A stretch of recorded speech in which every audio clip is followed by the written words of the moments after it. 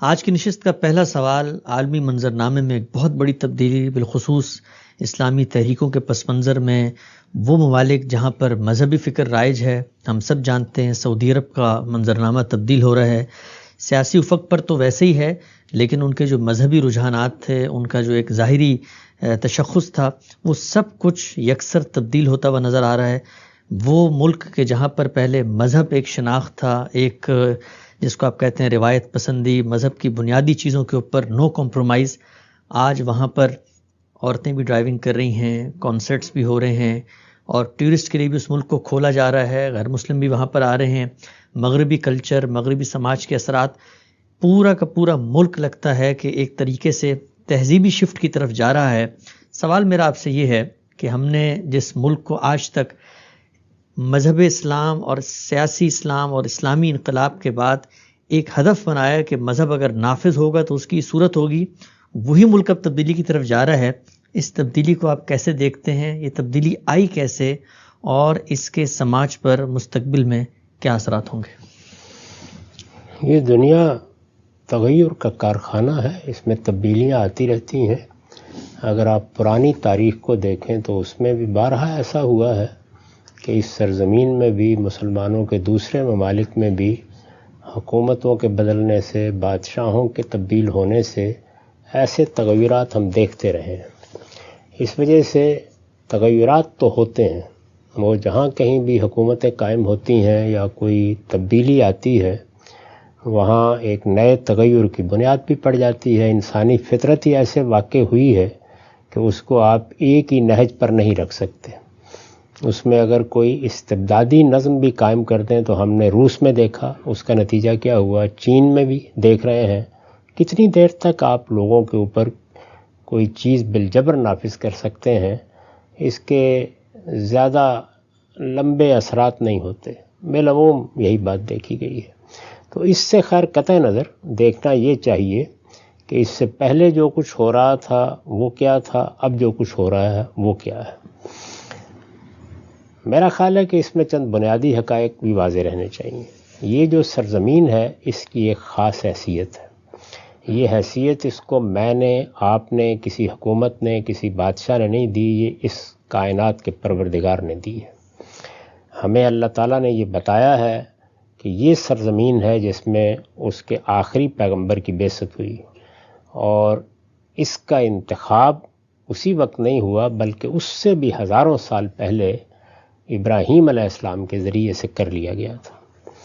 یہی سرزمین ہے جس میں اللہ تعالیٰ کا گھر بنایا گیا، بیت اللہ تعمیر کیا گیا، مسجد حرام تعمیر کی گئی، جس کی حیثیت توحید کے عالمی مرکز کی ہے۔ ساری دنیا میں جب تک یہ دنیا قائم ہے، لوگ اسی گھر کی طرف رجوع کریں گے، یہی سب کا قبلہ ہوگا، اسی کے حج کے لیے جائیں گے، اسی کے عمرے کے لیے جائیں گے۔ گویا ذات خداوندی کا جو تصور ہمارے ذہن میں قائم ہوتا ہے وہ تو کوئی جسمانی چیز نہیں ہے، وہ کوئی زمان و مکان کے اندر تصور کرنے کی ہستی نہیں ہے، لیکن زمین کے اوپر ایک پیکر محسوس کی حیثیت اسی بیت اللہ کو حاصل ہے۔ یعنی یہ گویا ہماری عبادت گاہ ہے، ہمارا معبد ہے، مسجد ہے، جیسے کہ عبادت گاہیں قائم کی جاتی ہیں، لیکن اس کی حیثیت سب مسجدوں کے لیے گویا ایک ماں کی ہے۔ یہی وہ مسجد ہے کہ جس کی سیدنا ابراہیم علیہ السلام کے ذریعے سے تعمیر ہوئی، جس میں سیدنا اسماعیل علیہ السلام کو تولیت دی گئی، وہ یہاں آباد ہوئے۔ تو اس کی بڑی غیر معمولی حیثیت ہے، اس کا انتخاب کیا ہے اللہ تعالیٰ نے۔ اب انتخاب کیا ہے تو یہ بات بھی اس کے ساتھ واضح کر دی ہے کہ اس میں اللہ ہی کا دین ہمیشہ رہے گا۔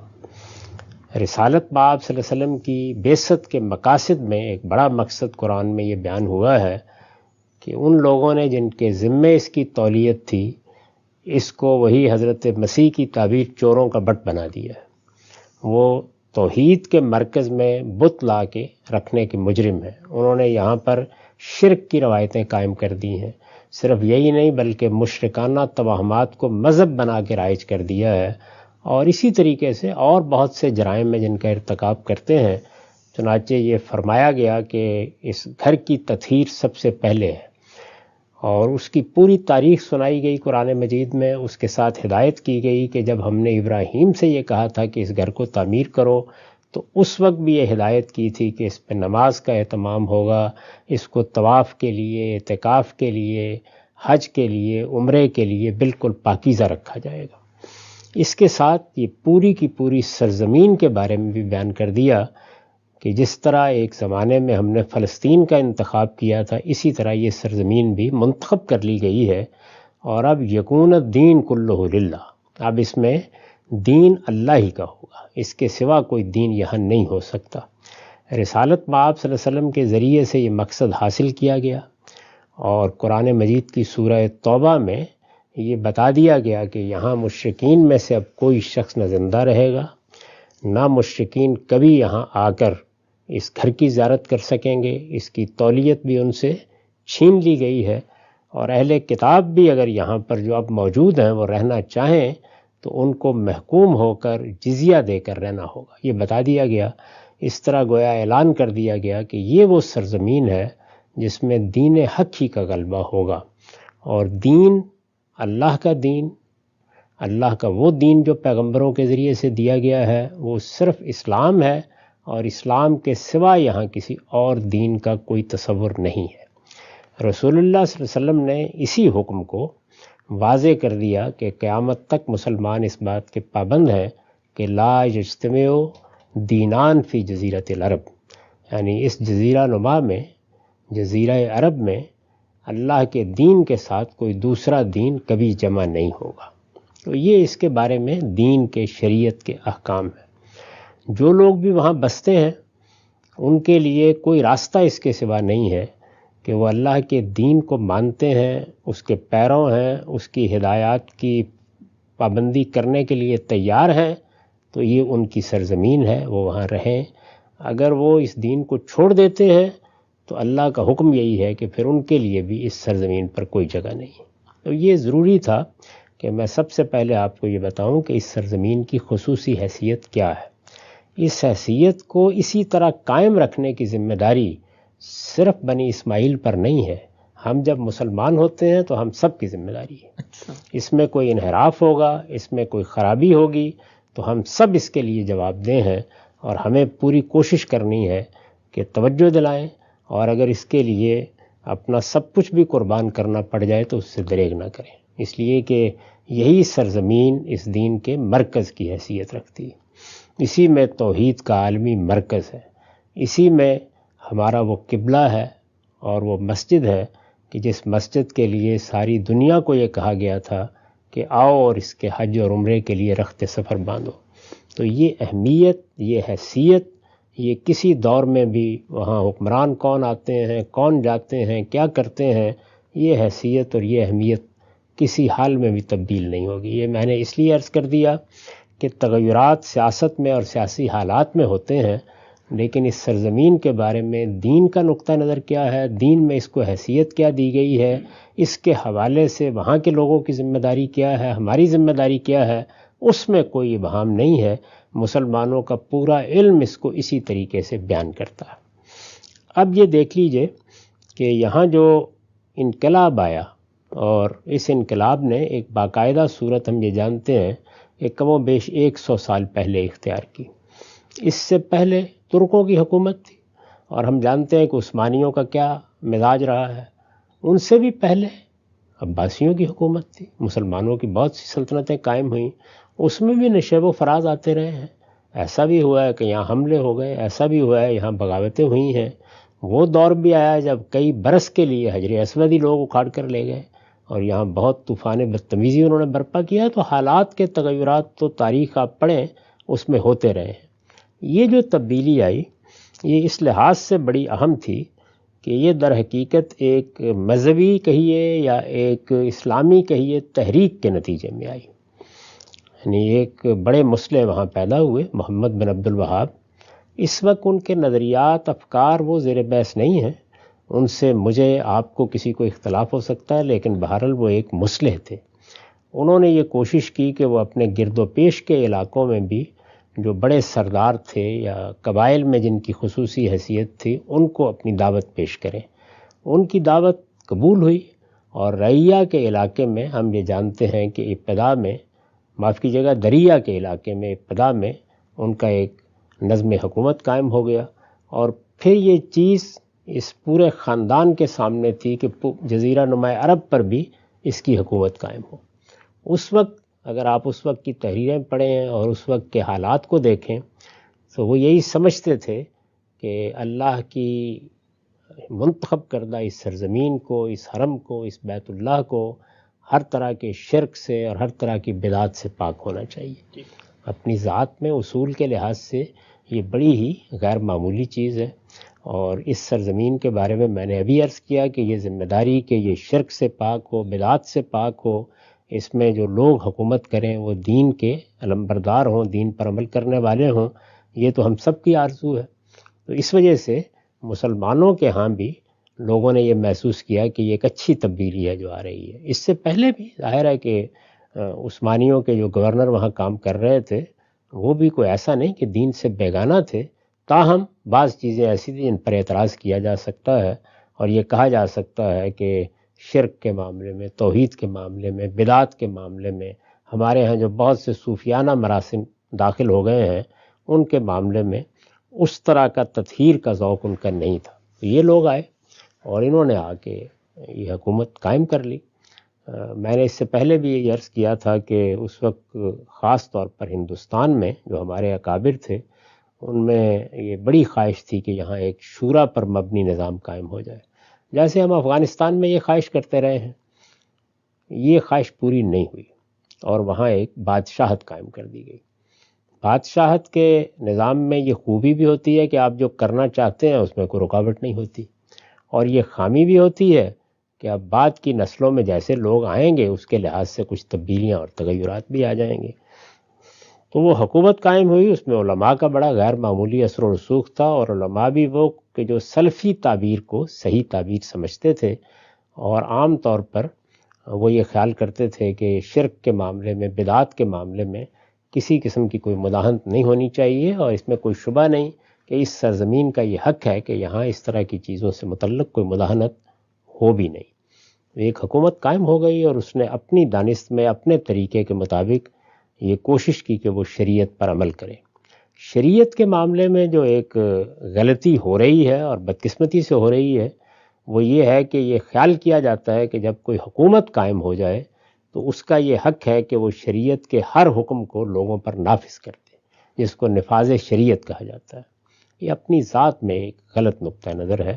شریعت نے بہت واضح طریقے پر یہ تقسیم کر دی ہے کہ وہ احکام جو فرد سے متعلق ہیں وہ فرد ہی کی ثوابدید پر رہیں گے۔ فرد کو آپ تلقین کریں گے، نصیحت کریں گے، توجہ دلائیں گے، اس مقصد کے لیے اللہ تعالیٰ کے دین میں جمعے کے ممبر کو حکمرانوں کے لیے خاص کر دیا گیا ہے۔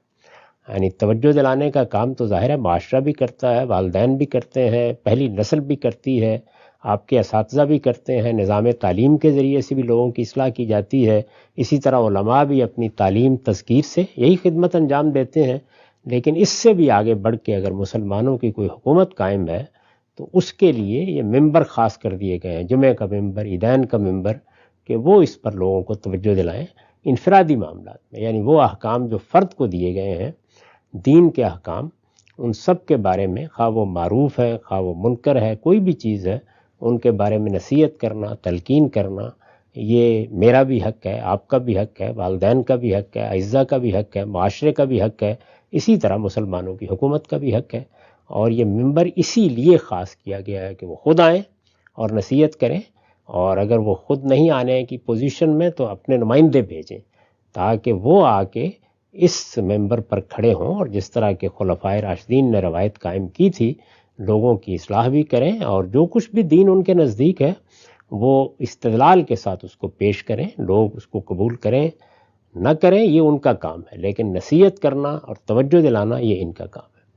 تو انفرادی معاملات میں لوگوں پر کسی چیز کا نفاذ کرنا یا جو وہ احکام جو فرد سے متعلق ہیں، یہ حقیقت میں حکومت کی جورسڈکشن ہی نہیں ہے۔ تاہم یہی رویہ وہاں اختیار کیا گیا، یہی رویہ ایران میں ذرا نسبتاً کم درجے میں اختیار کیا گیا، یہی رویہ ہے کہ جو افغانستان میں پہلے بھی اختیار کیا گیا اور اب بھی خیال یہی ہے کہ اختیار کیا جائے گا. تو میرے نزدیک ایک بڑی بنیادی غلطی ہے، اس کی اصلاح ہونی چاہیے. یعنی ایک تو وہی بات جس کی خواہش ہندوستان کے اکابر نے کی تھی کہ کاش وہاں امرہم شورا بینہم کے اصول پر ایک جمہوری نظم قائم ہوتا، وہ نہیں قائم ہو سکا. اور اسی کی آرزو ایران میں بھی تھی، اسی کی آرزو افغانستان میں بھی ہے. اور دوسرے یہ کہ یہ لوگ جو بھی ہیں بہت نیک نیت ہوں گے، صالح ہوں گے، اللہ کے دین سے محبت رکھنے والے ہوں گے، لیکن انہیں معلوم ہونا چاہیے کہ افراد پر دین کے نفاذ کی ذمہ داری یہ خدا نے ان کو نہیں دی، اور یہ اگر وہ کریں گے تو اپنے حدود سے تجاوز کریں گے. پہلی بات یہ دین میں جو طریقہ اختیار کیا گیا ہے وہ یہ ہے کہ جو احکام معاشرے کو دیے گئے ہیں، اور جو احکام معاشرے کو اس لیے دیے گئے ہیں کہ معاشرہ بحیثیت معاشرہ اس پر عمل کرے، وہ احکام ہیں جو حکومت سے متعلق ہیں. اور حکومت سے متعلق احکام پر عمل کرنا یہ حکمرانوں کی ذمہ داری ہے. اللہ تعالیٰ نے جیسے میں نے ابھی عرض کیا کہ جمعہ کا اہتمام، نماز کا اہتمام، ٹیکس کی بجائے زکوٰۃ کا نفاذ، اسی طرح سے اگر کوئی جہاد و قتال کسی وقت ظلم کے خلاف کرنا ہے تو اس کو منظم کرنا، اس کے لیے مسلمانوں کو لے کر نکلنا، دعوت کی رکاوٹیں دور کرنا، بہت سی چیزیں ہیں. ان کی میں نے ایک پوری فہرست یہ آپ جانتے ہیں کہ اپنی کتاب مقامات میں بیان کر دی ہے. تو ان احکام پر حکومت کو عمل کرنا چاہیے. یہ غلطی ہوئی، یہ ایک ایکسٹریم تھی، یعنی ایک انتہا تھی. اب اس کے بعد دنیا تبدیل ہوئی ہے. وہ لوگ جو اس وقت نظم حکومت چلا رہے تھے ان پر علماء کا بہت اثر تھا، اور وہ ان کی ہدایات کو قبول بھی کرتے تھے. اس دعوے کے ساتھ آئے تھے کہ وہ تو اصل میں ایک اصلاحی تحریک کے نمائندے ہیں. تو ایک لمبا عرصہ مل گیا جس میں یہی صورتحال رہی، اور اس انتہا کو وہاں تک پہنچا دیا گیا کہ جہاں عورتیں بند کر دی گئیں. ان کے لیے اگر وہ ڈرائیونگ بھی کرنا چاہتی ہیں تو اس کے لیے بھی کوئی راستہ کھلا نہیں ہے. بہت سی پابندیاں ایسی لگا دی گئیں جن کا تعلق اصل میں فرد کے انتخاب سے تھا. تو وہاں یہ غلطی ہوئی اور ایک ایسی انتہا وجود میں آئی کہ جس انتہا کا لازمی رد عمل ہونا تھا. دیر سے ہو سویر ہو، اگر کوئی جمہوری نظام ہوتا تو بڑی جلدی ہو جاتا، لیکن چونکہ بادشاہت تھی، آپ بول نہیں سکتے، بات نہیں کر سکتے. لوگ اگر کوئی آواز نکالتے بھی تھے تو کہیں باہر جا کے نکالتے تھے. تو اس وجہ سے کم و بیش ایک صدی کا عرصہ آپ کو مل گیا. میں یہ محسوس کرتا ہوں کہ اب وہاں پر وہ نیا طبقہ پڑھ لکھ کے آ گیا ہے. خود شاہی خاندان میں ہزاروں کی تعداد میں وہ لوگ ہیں کہ جو ہو سکتا ہے کہ دین کے معاملے میں اتنے واضح نہ رہے ہوں، ان کا وہ پس منظر بھی نہیں ہے. انہوں نے جدید تعلیم پائی ہے تو جدید تعلیم اپنے ساتھ بہرحال اور بھی بہت کچھ لے کے آتی ہے، وہ بھی لے کے آ گئے ہوں گے. تو اس طرح ایک بڑی طاقت فراہم ہو گئی ہے اس نقطہ نظر کے مخالفین کو. تو اگر تو اس اعتدال پر یہ قائم ہو کہ شخصی معاملات کے معاملے میں مداخلت ختم کریں اور دین کے وہ احکام جو معاشرے کو دیے گئے ہیں، حکومت کو دیے گئے ہیں، ان کا اہتمام رکھیں. اس سرزمین میں اسلامی کے ماننے والے آباد ہوں گے، باقی لوگوں کے جانے میں کوئی رکاوٹ نہیں ہے. وہ عمرے کو دیکھیں، حج کو دیکھیں، حج کرنا چاہیں کریں جا کے، کسی پر کوئی رکاوٹ نہیں ہے. اسی طرح عارضی خدمات کے لیے لوگ جا سکتے ہیں، رسول اللہ کے زمانے میں بھی جاتے تھے، لیکن مستقل قیام کی یہاں پر کسی شخص کو بھی اجازت نہیں دی جا سکتی، نہ دوسرے معبد تعمیر کیے جا سکتے ہیں. یہ احکام ہے اس کے بارے میں.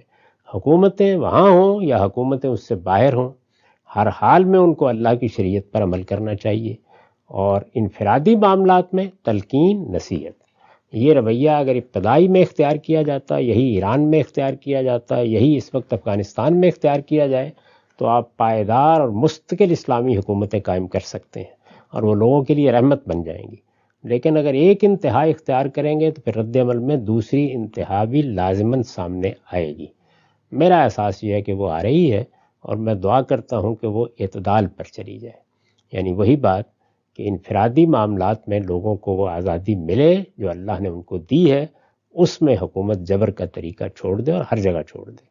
اور وہ معاملات جو حکومت سے متعلق ہیں ان میں شریعت کی پابندی بھی ہو، اس کے احکام کی پیروی بھی ہو، اور اسی اخلاص کے ساتھ ہو جو اس سے پہلے ہم دیکھتے رہے ہیں، یا جب ابتدا ہوئی تھی اس وقت دیکھتے تھے، اور اس کے بعد بھی ایسے حکمران رہے ہیں جیسے شاہ فیصل تھے یا بعض اور لوگ تھے یا شاہ عبداللہ تھے، کہ ان کے زمانے میں یہ محسوس ہوتا تھا کہ اسلام کے ساتھ ایک سچے تعلق کی بنیاد پر حکومت کا نظم چلانے کی کوشش کی جا رہی ہے.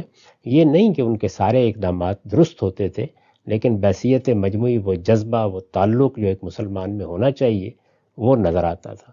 تو اس وقت بھی دعا یہی کرنی چاہیے کہ ایک اعتدال اور توازن کا رویہ ہو. اور میں نے عرض کر دیا کہ اعتدال اور توازن میرے نزدیک کوئی لفظ نہیں ہے کہ آپ طے کریں گے. اس میں دین نے واضح طور پر بتا دیا ہے کہ انفرادی معاملات میں تلقین اور نصیحت، اور اجتماعی معاملات میں دین کے احکام پر حکمرانوں کو بھی، ارباب حل وقت کو بھی، ہر ایک کو عمل کرنا ہے. یہ تو عمومی بات ہے. اس کے ساتھ وہاں حرمین ہے، تو اس وجہ سے وہ جو حجاز کا علاقہ ہے یا حرمین ہے یا وہ دو شہر ہیں جن کو قدیم صحیفوں میں بھی شہر امین اور شہر عزیز کہا گیا ہے، ان میں بہرحال پوری احتیاط کرنی چاہیے کہ کوئی ایسی چیز نہ ہو جو ان کی خصوصی حیثیت کے منافی ہو. اور ان کی خصوصی حیثیت کیا ہے؟ یہ کہ وہاں اللہ کی بندگی کے لیے لوگ جاتے ہیں، عبادت کے لیے جاتے ہیں، پرستش کے جذبے سے جاتے ہیں، حج و عمرہ کے لیے جاتے ہیں. اس وجہ سے ان کی فضا میں مسجد کی سی پاکیزگی رہنی چاہیے، یعنی ان کا معاملہ عام شہروں کا نہیں ہے. تو یہ چیزیں جو ہیں یہ اگر ملحوظ رہیں اور اس توازن اور اعتدال کے ساتھ اقدامات ہوں تو پھر تو رحمت ہے. اور اگر اس میں انتہا پسندی آتی ہے تو میں نے عرض کیا کہ پہلے بھی ایک طرح کی انتہا پسندی تھی، اب رد عمل میں بھی آئے گی، اس کے بھی کچھ نقصانات تھے، اس کے شاید اس سے بھی زیادہ ہوں گے. ہم سبھی جو فکری تبدیلی آئی ہے سعودی عرب کے اندر، ہم جب بات کرتے ہیں، آپ سے گفتگو بھی ہوتی ہے، 21ویں صدی کے اندر فکری تبدیلی، عوام کا شعور بلند ہو، ان سب کے ذریعے سے یہاں پر تو بظاہر لگتا ہے کہ اوپر کا ایک طبقہ ہے، حکمران ہے، ان کے اندر کو فکری تبدیلی آئی ہے تو ملک کے اندر اس کا اظہار ہو گیا ہے. اسی طریقے سے جب یہ کہا جاتا ہے کہ جی آپ کا جو بھی مذہب ہے، جو ہمارے یہاں روایتی تعبیر دین ہے، 100 سال تک مجسم ہو کر دنیا کے اسٹیج پر سعودی عرب میں وہ سامنے رہی، لیکن پھر بھی عوام اس سے کیوں متاثر نہیں ہوئے اور آج شعوری طور پہ اس کو کیوں نہیں اپنا سکے، اس پہلو پر بھی آپ سے بات کریں گے. اور ایک اور اہم بات جو آج کل بہت زیر بحث ہے کہ سعودی فرما روا نے جب اپنی پالیسی کو دیا ہے، مذہب کے بارے میں بیان کیا ہے، ویژن 2030 کے بارے میں، اور اس میں یہ کہا ہے کہ قرآن اور حدیث کی حیثیت کیا ہے، لوگوں نے اس سے بھی ایک مماثلت تلاش کی اور کہا کہ غامدی صاحب بھی یہی بات کرتے ہیں. ان سارے موضوعات پہ بات ہوگی. سعودی عرب کے اندر آنے والی تبدیلی، منظرنامے کے اندر اس کے سیاسی طور پہ کیا اثرات ہوں گے اور مذہبی طور پہ کیا ہوں گے، یہ سب زیر بحث لائیں گے. وقت ہمارا یہاں مکمل ہوتا ہے، دوبارہ حاضر خدمت ہوں گے. اب تک آپ کے بہت شکریہ. گزشتہ نشست میں ایک موضوع پر آپ سے گفتگو کا آغاز کیا تھا، اسی کو آج آگے بڑھائیں گے. سعودی عرب کے اندر ایک بڑی تبدیلی دنیا کے سیاسی سٹیج پر بھی اور مذہبی تحریکوں کے پس منظر میں بھی جو کچھ ایک تشخص تھا، نظر آ رہا ہے کہ ایک تہذیبی شفٹ ہے، ایک پیراڈائم شفٹ ہے. سعودی عرب کے اندر ریاست نے فیصلہ کر لیا ہے کہ جو اس کے مذہبی نظریات تھے اب وہ اس طریقے سے قائم نہیں رہیں گے. اس موضوع پر آپ نے اپنے خیالات کا اظہار کرنے کی آغاز کیا تھا، آگے بڑھائیں گے. آج ہم یہ بتائیے گا کہ سعودی عرب نے بہت لمبے عرصے تک ایک دینی مذہبی فکر کو ریاست کی سطح پر دنیا بھر میں نہ صرف کہ فروغ دینے کا ایک عمل کیا بلکہ خود اپنے ملک میں بھی عملاً نافذ کیا. سوال آج میرا پہلے آپ سے یہ ہے کہ جو ہماری روایتی تعبیر دین ہے، فقہ کا ذخیرہ ہے، اسٹیٹ کے اس میں کیا اختیارات ہیں، ان کی ایک عملی تصویر اور نمونہ سعودی عرب میں سامنے آیا، 100 سال تک رائج رہا. کیا وجہ ہے آپ کی نظر میں کہ شریعت کو انہوں نے نافذ کیا لیکن اس کے باوجود عوام کا اجتماعی ضمیر اس شریعت کو نہ صرف یہ کہ شعوری طور پہ قبول نہیں کر سکا، آج جیسی تبدیلی آئی ہے سب کے سب ان تمام قوانین کی خلاف ورزی کو اب دینی فریضہ سمجھتے ہیں؟ یہ توقع کرنا کہ آپ کسی حکومت کے ذریعے سے لوگوں کے دل و دماغ کو بدل دیں گے تو میرے نزدیک احمقوں کی جنت میں رہنے کے مترادف ہے. ایسا کبھی نہیں ہوتا. حکومتیں، نظم اجتماعی، معاشرے، تہذیبی روایتیں ایک فضا ضرور پیدا کر سکتے ہیں اور وہ فضا بعض چیزوں کے لیے معاون بھی ہوتی ہے، لیکن مذہب انسان کے دل و دماغ کو مفتوح کرتا ہے اور وہی ہونا بھی چاہیے. یعنی میں جب یہ فیصلہ کرتا ہوں کہ میں نے اسلام قبول کر لیا ہے تو میں کئی مرتبہ یہ واضح کر چکا ہوں کہ اسلام کا مطلب کسی ایک نقطہ نظر کو محض اختیار کر لینا نہیں ہے، بلکہ یہ لفظ بتا رہا ہے کہ اپنی حقیقت کے لحاظ سے یہ اللہ تعالیٰ کی مرضی کے سامنے سرنڈر کر دینا ہے. یہ بات جو عام طور پر لوگ کہہ دیتے ہیں کہ اسلام سلامتی سے ہے، یہ بات صحیح نہیں ہے. یعنی اسلام کا مطلب ہے ٹو سرنڈر، اپنے آپ کو اللہ کی مرضی کا تابع کر دینا.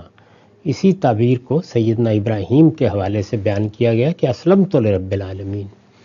تو یہ میرا اپنے پروردگار کو مان لینا، اس کو اپنا آقا سمجھنا، اس کو اپنا مالک سمجھنا، اس کو اس کائنات کا بادشاہ سمجھنا، اس کی مرضی کے سامنے سر جھکا دینا، اس کی خوشنودی کی طلب میں زندگی بسر کرنا، یہ کسی ظاہری قانون کے تحت نہیں ہو سکتا. اس کے لیے تو وہی طریقے ہیں جو انبیاء علیہم السلام نے ہمیشہ اختیار کیے ہیں، اور وہ یہ کہ آپ لوگوں کو دعوت دیں، آپ تبلیغ کریں، آپ ان کے دل و دماغ کو مفتوح کریں، آپ ان کے سوالوں کا جواب دیں، ان کے اشکالات دور کریں. یہ سب کچھ بھی جب آپ کر رہے ہوں گے تو اس میں بھی زیادہ سے زیادہ جو توقع آپ کر سکتے ہیں وہ یہ کہ جن لوگوں کو یہ بات سمجھ میں آ جائے گی، جو اس تعلیم کو قبول کر لیں گے، وہ اس کے مطابق زندگی بسر کریں گے. تو ابھی بھی کیا آپ کا خیال ہے کہ کروڑوں کی آبادی ہے جزیرہ نما عرب میں، ہمارے ملک میں بھی، تو کیا یہ صرف حکومت ہے جس کے احکام کے تحت لوگ دین کی پابندی کرتے ہیں؟ بے شمار لوگ آپ کو ملیں گے جو نماز پڑھ رہے ہیں، روزہ رکھ رہے ہیں، حج کر رہے ہیں، اخلاقی اصولوں پر اپنے آپ کو قائم رکھنے کی صحیح کرتے ہیں، برے سے برے حالات میں اللہ تعالیٰ کی ہدایات پر عمل پیرا ہوتے ہیں، اپنی خلوت اپنی جلوت میں اللہ کے احکام کو پیش نظر رکھتے ہیں. یہ سب کے سب لوگ کسی حکومت کی وجہ سے ایسا کرتے ہیں، وہ اللہ کی وجہ سے ایسا کرتے ہیں. تو دین اصلاً یہ چیز پیدا کرنا چاہتا ہے، اس لیے اس سے کوئی بڑی تشویش میں نہیں مبتلا ہو جانا چاہیے. جو کچھ اصل میں چھپا ہوا تھا وہ اوپر نمایاں ہو گیا ہے. آپ کے علم میں ہے کہ اس سے پہلے بھی جو لوگ جاتے تھے وہاں برسوں رہتے تھے، وہ اندرونی حالات سے واقف تھے، وہ یہ جانتے تھے کہ گھروں میں کیا صورتحال ہے. اسی طریقے سے لوگ اپنی خلوت میں کن چیزوں کو روا رکھتے ہیں، وہ یہ بتاتے تھے کہ یہ در حقیقت ایک اوپر سے نظم قائم کر دیا گیا، اس سے زیادہ کچھ نہیں ہے. تو اس لیے اسلام اصلاً اسی پر انحصار کرتا ہے. وہ ایک دعوت ہے، وہ ایک پیغام ہے، اس کو اس طرح کے سہاروں کی ضرورت نہیں ہے. وہ تو اپنی دعوت اور اپنا پیغام اپنے اصول پر پہنچائے گا، دلوں تک اس پیغام کو اتارے گا. وَلِلَّهِ الْحُجَّةُ الْبَالِغَةُ، اللہ کے ہاں تو حجت بالغہ ہے، اور وہ بالغہ ہے، اس کا ہدف کیا ہے؟ وہ دل ہے، دماغ ہے. وہ مفتوح ہوں گے تو اسی سے آپ کو حقیقی تصویر سامنے آئے گی. پھر یہ بات قرآن مجید نے واضح کر دی ہے کہ دنیا میں اللہ کے پیغمبر بھی آ کر کبھی اس طرح پورے ملکوں کو اور کبھی اس طرح بہت بڑی اکثریت کو اس دین پر عمل پیرا نہیں کر سکے. بڑی تھوڑی تعداد، جگہ جگہ بیان کیا ہے کہ ایک قلیل تعداد ہے کہ جو ان چیزوں کو قبول کرتی ہے. کیوں؟ اس لیے کہ جب آپ علم کے لحاظ سے اس دین کو قبول کرتے ہیں اس کے بھی کچھ نتائج ہیں، اس کی ایک قیمت آپ کو دینی پڑتی ہے.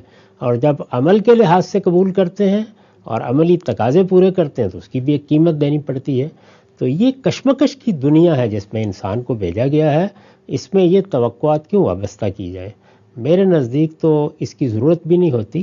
آپ کو جو طریقہ اللہ کے پیغمبر نے بتایا ہے وہ یہ ہے کہ یہ چیزیں جو اس وقت لوگ کہہ رہے ہیں کہ ظاہر ہو گئی ہیں، ان چیزوں کے بارے میں، یہ چونکہ شخصی معاملات ہیں، کوئی آدمی تعلیم کیا پا رہا ہے، گاڑی کیسے چلا رہا ہے، لباس کیا پہنا ہوا ہے، موسیقی سنتا ہے یا نہیں سنتا، اس طرح کی جتنی چیزیں ہیں ان کے بارے میں تبلیغ کا، تلقین کا، نصیحت کا، لوگوں کے دل و دماغ کو بدلنے کا طریقہ اختیار کرنا چاہیے کہ ان کے لیے دین کا وہ پیغام، کہ دین اصل میں دل کی پاکیزگی کا نام ہے، بدن کی پاکیزگی کا نام ہے، اخلاق کی پاکیزگی کا نام ہے، علم کی پاکیزگی کا نام ہے، عمل کی پاکیزگی کا نام ہے. تو پاکیزگی کی، پیوریفیکیشن کی دعوت یہ برپا رہنی چاہیے. اسی لیے جو بندوبست اسلام میں کیا گیا وہ یہ تھا کہ حکومتیں جمعے کے ممبر پر آ کر ہر ہفتے، یعنی ہفتے میں ایک دن، لوگوں کو یہ تلقین کریں، نصیحت کریں. آپ دیکھیں قرآن مجید میں جہاں جمعے کا ذکر ہے تو وہاں فَسَوْا إِلَىٰ ذِكْرِ اللَّهِ، اللہ کی یاد دہانی کی طرف لوگ پڑھیں، آئیں، تو اللہ کو یاد کیا جائے، یاد کرایا جائے. یہ طریقہ ہے. حکومت کی طاقت تو استعمال کرنی چاہیے ان چیزوں کے بارے میں، اور یہی حق بھی ہے حکومت کا. وہ چیزیں کہ جن کا تعلق یا کسی کی حق تلفی سے ہے، اس کے ازالے کے لیے آپ قانون کی طاقت استعمال کرتے ہیں، یا لوگوں کو کسی شخص کی تعدی سے، ظلم سے بچانے کے لیے جان مال آبرو کے خلاف کوئی فساد نہ برپا کیا جائے اور لوگ اپنے اختیار کے سوء استعمال سے لوگوں کا جینا نہ برباد کر دیں، اس کے لیے استعمال کیا جاتا ہے. اور ان چیزوں کے معاملے میں کوئی تبدیلی نہیں کی گئی، اب بھی وہی صورتحال ہے. ٹھیک. اچھا، ہم سے بھی بتائیے گا کہ ہمارے ہاں جو مذہبی علماء ہیں وہ اس چیز کو آئیڈیلائز کرتے ہیں کہ اگر ریاست کی سطح پہ ہماری مذہبی فکر کو فروغ حاصل ہو جائے تو پھر ہر جگہ پر وہی دینی تعبیر رائج بھی ہو جائے گی، اور جس طریقے سے علماء چاہتے ہیں لوگ جس مذہبی فکر کو قبول کریں اسی کا نام لیا جائے گا۔ ایک مثال کو رکھ کے سعودی عرب کی ہم اگر سمجھنا چاہیں آپ سے کہ ایک خاص نقطہ نظر کا فروغ ہوا ریاست کی سطح پہ، اور ہم نے دیکھا عالمی سطح پہ اس نقطہ نظر کا فروغ ہوا، لیکن ایک بندہ ہے، ایک شخص ہے، اس کا ذہن اگر تبدیل ہوتا ہے تو وہ سب کا سب ریورس ہونا شروع ہو جاتا ہے۔ تو اسٹریٹجی کے لحاظ سے ہمارے مذہبی علماء جو گلیمرائز کرتے ہیں، آئیڈیلائز کرتے ہیں کہ ایک بندہ اوپر آ کے ذرا اس پوری فکر کو اگر اون کر لے تو سب کچھ تبدیل ہو جائے گا، یہ عمل کے میدان میں کتنی کارگر رہی یہ بات؟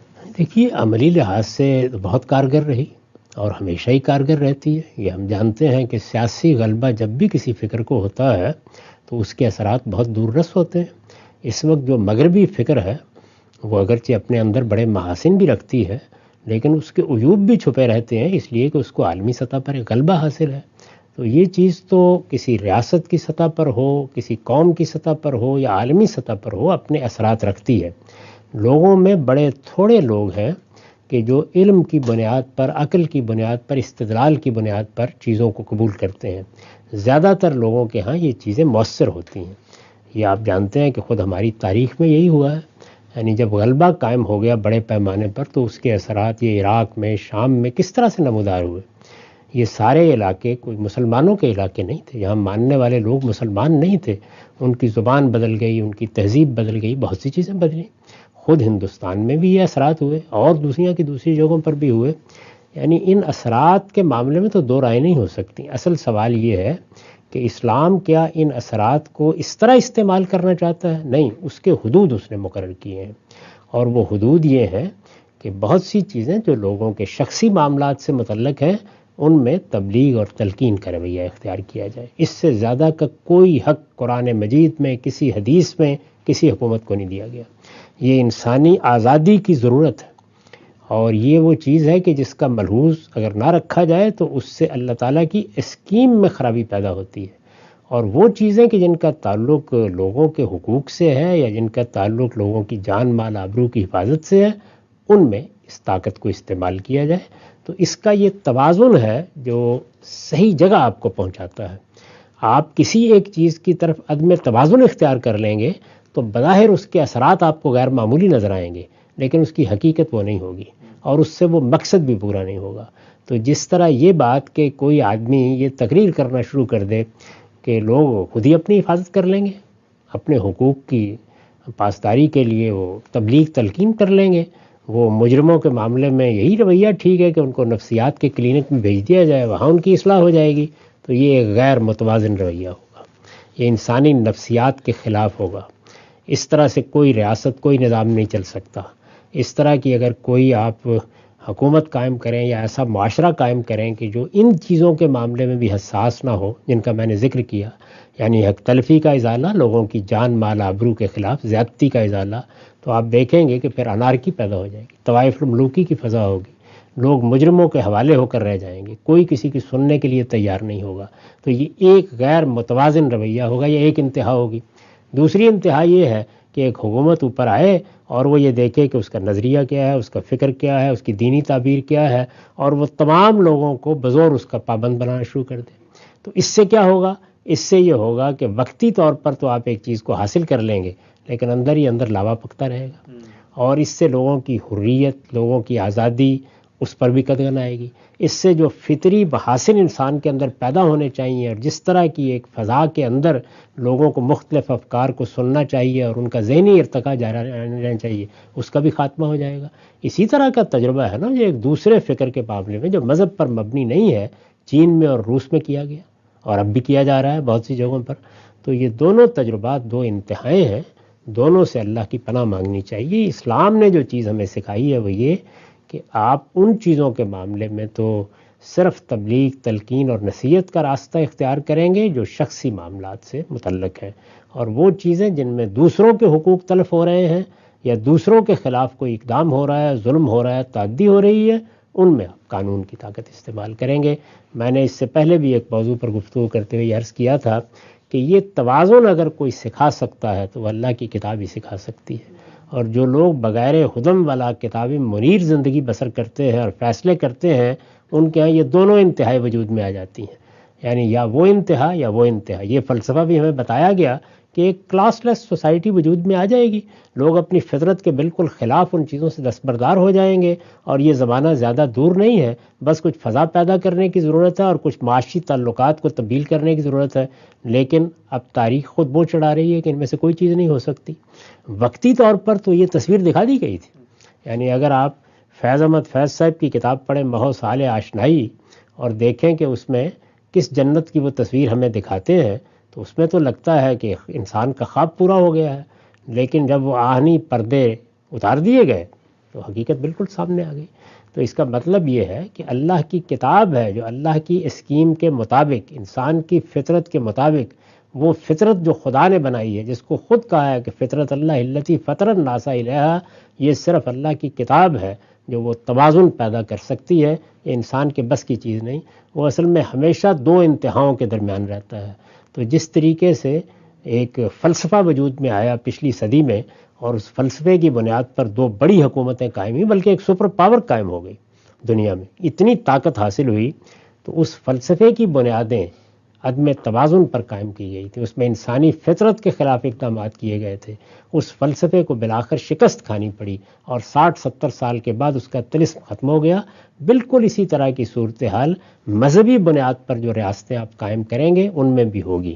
اندر جب لوگ پیدا ہو جائیں گے، نئی نسلیں ہوں گی، وہ تعلیم حاصل کریں گی، اپنے خاص پس منظر سے نکلیں گی، ان کے ہاں حریت ہوگی، آزادی ہوگی، وہ چیزوں کے بارے میں رائے قائم کریں گی، اسی طرح کی بغاوت سامنے آئے گی جس طرح کی اب آپ دیکھ رہے ہیں۔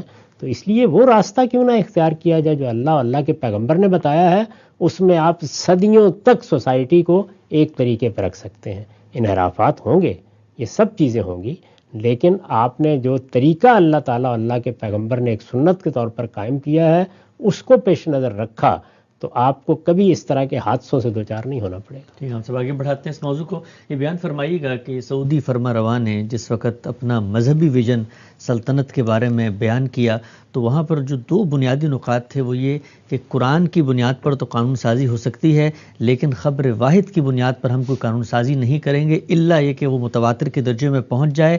بالعموم یہ نقطہ نظر جب سامنے آیا تو لوگوں کی یہی رائے تھی کہ شاید یہ کم و بیش وہی بات ہے جو غامدی صاحب بھی اکثر بیان فرماتے ہیں خبر واحد کی حجیت کے بحث میں۔ پوچھنا میں آپ سے چاہتا ہوں کہ جو کچھ مذہبی نقطہ نظر کا ویژن پیش کیا گیا ہے، آپ کے نظریات و افکار کی کیا کوئی اس سے مماثلت مشابہت ہے یا آپ کو اس سے الگ بات کہتے ہیں؟ مجھے اس طرح کی چیزوں سے کوئی دلچسپی بھی نہیں ہوتی، یہ فیصلے لوگ کرتے رہیں۔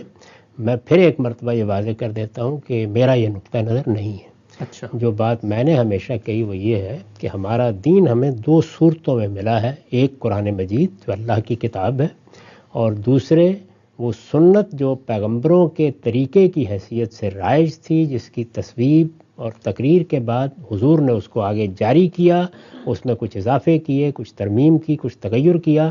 یہ دونوں چیزیں ہمارا دین ہے، اور دونوں کس طرح منتقل ہوئی ہیں؟ دونوں اجماع اور تواتر سے منتقل ہوئی ہیں۔ قرآن مجید بھی اسی طرح منتقل ہوا ہے اور سنت بھی اسی طریقے سے منتقل ہوئی ہے۔ اس کے لیے ہم نہ کسی کی تحقیق کے محتاج تھے، نہ کسی ائمہ رجال کی جماعت کے محتاج تھے، نہ کسی بخاری اور مسلم کے محتاج تھے۔ یہ در حقیقت مسلمانوں کے اجماع اور تواتر سے نسلاً بعد نسلاً منتقل ہو رہے ہیں، اور اس کے لیے ہمارے پاس خدا کی حجت موجود ہے۔ تو اللہ کا دین کیا ہے؟ قرآن اور سنت، یہ دونوں چیزیں بالکل متعین ہیں، پورا دین انہی میں ہے، انہی کو بنیاد بنا کر اب پورے دین کو سمجھتے ہیں، ان کو بیان کرتے ہیں۔ جہاں تک احادیث کا تعلق ہے، وہ رسالت مآب صلی اللہ علیہ وسلم کی تاریخ ہے۔ صحابہ کرام نے آپ کو دیکھا ہے، آپ کی باتیں سنی ہیں، ان کو آگے بیان کر دیا ہے۔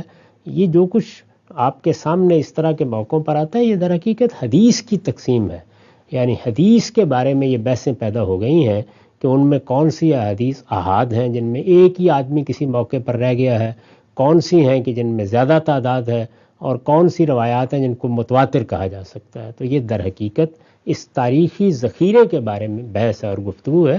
یہ بالکل ایک دوسری بحث ہے، کسی وقت کرنی ہوگی تو ہم کر لیں گے، لیکن میرا نقطہ نظر تو بالکل متعین، بالکل واضح ہے کہ دین قرآن و سنت میں ہے۔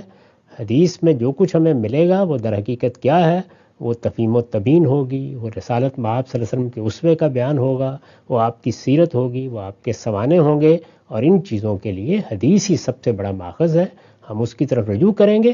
باقی جہاں تک دین کا تعلق ہے وہ اپنے عقیدوں اور اپنے اعمال سمیت پورا کا پورا قرآن و سنت میں بیان ہو گیا، یہ اس سے بڑی مختلف بات ہے۔ ٹھیک ہے، ہم سب آگے بڑھاتے ہیں۔ یہ بیان فرمائیے کہ آپ نے اس سرزمین کی خصوصی حیثیت کے بارے میں خود قرآن مجید، رسالت محمد صلی اللہ علیہ وسلم کے ارشادات کیا ہیں اس کو بڑی تفصیل سے واضح کیا تھا۔ سوال یہ ہے کہ یہ جو کچھ اس وقت مملکت کے اندر ہوتا ہوا نظر آ رہا ہے، کنسرٹ ہو رہے ہیں، رقص اور موسیقی کے جس کو آپ کہتے ہیں انعقاد کیا جا رہا ہے ایونٹس کا، اسی طریقے سے انٹرنیشنل سیلیبریٹیز آ رہی ہیں، وہی کچھ ہو رہا ہے جو عام ممالک کے اندر عام طریقے پر لوگوں کی انٹرٹینمنٹ کے لیے کیا جاتا ہے۔ تو وہ جو پورا نقطہ نظر آپ نے بیان کیا تھا اس خطے کی، اس سرزمین کی ایک تقدیس خصوصی حیثیت کے ضمن میں، تو یہ جو کچھ ہو رہا ہے اس وقت، اس کے بارے میں اہل علم علماء کا کیا رویہ ہونا چاہیے؟ مذمت کا ہونا چاہیے، اباحت کا ہونا چاہیے؟ وہ جو خاص حساسیت ہے سرزمین کی، کیا اس میں اس کو گوارا کیا جا سکتا ہے، یا یہ صرف حرمین کے لیے ہے، باقی باہر مملکت کے اندر جو کچھ چاہیں کریں؟ اس کی میں نے وضاحت کر دی تھی اس سے پچھلی نشست میں کہ ایک تو حرمین ہے، یا آپ یہ کہیے کہ مکہ اور مدینہ ہے، ان دونوں شہروں کی نوعیت پھر اس سرزمین میں بھی بڑی خاص ہے۔ یعنی یہ دونوں شہر تو اصل میں اس پوری کائنات میں خدا کے دین کے مرکز کی حیثیت رکھتے ہیں۔ یہ ان دو مسجدوں کے شہر ہیں، وہ بھی مسجد حرام ہے، اصل میں وہ بھی ایک مسجد ہے جو حضرت ابراہیم نے بنائی۔ آپ کہہ سکتے ہیں کہ دین کا جو دوسرا دور نبوت کا شروع ہوا ہے، سب سے بڑا دور کہا جا سکتا ہے، اور سب سے نمایاں اس کی پہلی شخصیت سیدنا ابراہیم تھے، تو انہوں نے بنائی، اور دوسری مسجد خدا کے آخری پیغمبر نے بنائی، اس پر گویا نبوت کا خاتمہ ہو گیا۔ تو ان شہروں کو تو اصل میں اسی طرح دین کے شہر رہنا چاہیے، اپنی فضا کے لحاظ سے، اپنے ماحول کے لحاظ سے، اپنی ترغیبات کے لحاظ سے۔ اگر وہاں کے رہنے والوں میں کوئی شخص اس ماحول کے ساتھ مناسبت نہیں رکھتا، وہ عبادت کی فضا ہے، جس طرح آپ مسجد کو دیکھتے ہیں تو پورے شہر ہی گویا اس طرح سے ہونے چاہیے، اور اس کا لحاظ حکومتوں کو بھی رکھنا چاہیے، اس کا لحاظ لوگوں کو بھی رکھنا چاہیے۔ کوئی آدمی نہیں تحمل کر سکتا تو دوسرے شہروں میں جا سکتا ہے۔ یہ تو ہے حرمین کی یا مکے اور مدینے کی حیثیت، جن میں یہ دو مسجدیں ہیں۔ یہ میں نے پھر عرض کر دیا کہ جو آپ ایک مسجد میں آداب ملحوظ رکھتے ہیں، وہی آداب وہاں ملحوظ رہنے چاہیے۔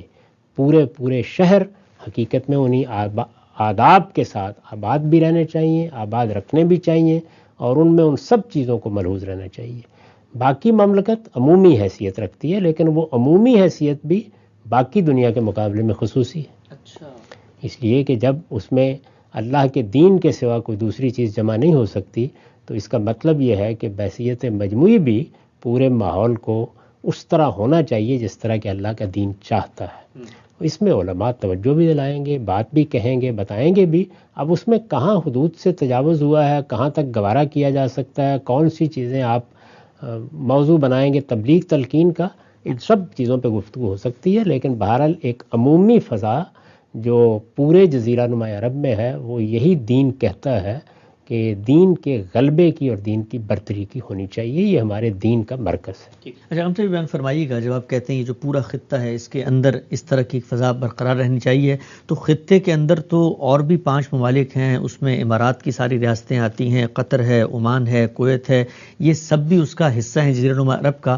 تو ایک سوال ذہن میں یہ آتا ہے کہ آپ اکثر بات کرتے ہیں جمہوریت کی، تو اگر جمہوریت اس خطے میں قائم کر دی جائے تو پھر جمہور تو پھر اپنے طریقے سے فیصلے کریں گے، جمہوریت کے تو پھر سارے تقاضے ہوتے ہیں، تنقید بھی ہوتی ہے، لوگوں کی آزادی بھی ہوتی ہے، اظہار کی بھی، خیال کی بھی اور اعمال کی بھی، تو پھر اس خطے کی جو سینٹٹی ہے اس کو موجودہ دور کے جمہوری نظام کے اندر ڈھال کے اس تقدس کو کیسے برقرار رکھ سکتے ہیں؟ یہ تو ہمیں لوگوں کو کہنا ہے کہ وہ اس کو برقرار رکھیں، یعنی اس کے تقدس کو برقرار رکھنے کے لیے آسمان کے نہ فرشتے آئیں گے، نہ کسی خاندان کو بلانا پڑے گا، لوگوں ہی سے بات کرنی ہے نا۔ وہ مسلمان جو وہاں بستے ہیں انہی کو بتانا پڑے گا، تو ان کی اکثریت جب اس چیز کو مانے گی، سمجھے گی، اس کا لحاظ کرے گی تو فضا موجود رہے گی۔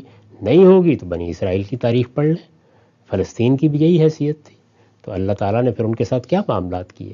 تو اس وجہ سے یہ کوئی طریقہ نہیں ہے کہ یہ چیز برقرار رکھنے کے لیے لوگوں کے حقوق سلب کر لیے جائیں، ان کی آزادی ختم کر دی جائے، ان پر ایک خاندان کی بادشاہی مسلط کر دی جائے یا خاندانوں کی بادشاہی مسلط کر دی جائے۔